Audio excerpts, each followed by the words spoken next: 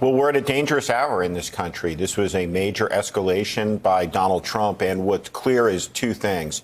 There is no plan.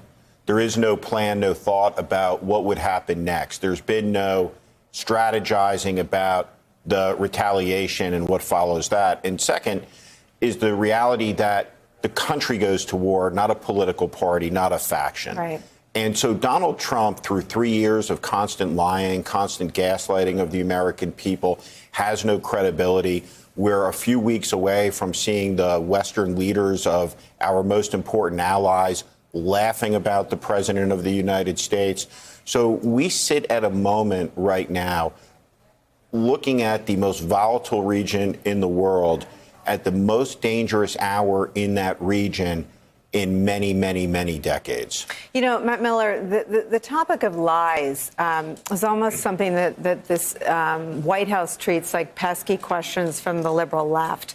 But I think Steve and I can speak with some authority, sadly, for us and for the country, that when you lose your credibility on matters of war, you lose the public, you lose the Congress, you lose your global partners. This administration starts there.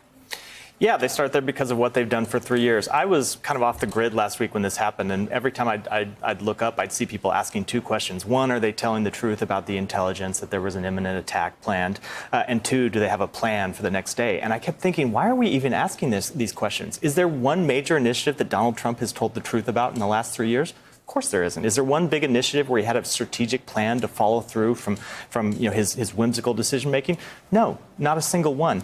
And the ramifications of that are not only do our allies not trust us, but what were they trying to achieve here? You see Secretary Pompeo going out and saying, well, we think that the Iranian people will welcome this. Well, if that's so, then why is the president out? If our plan was to galvanize the Iranian people and have them, turn against their leaders, why is the president out threatening to attack Iranian cultural sites? That's not going to galvanize the American public. If our goal was to isolate Iran and bring our allies in, why didn't we notify them or why didn't we consult with them?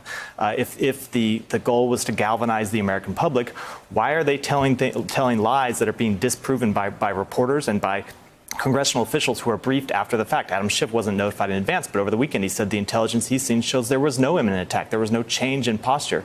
And so I think Steve makes the right point, which is the country goes to war.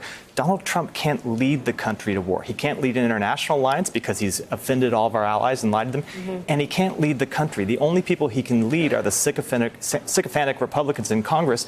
They don't really trust him either, but they at least pretend to. They are the only people who will follow him.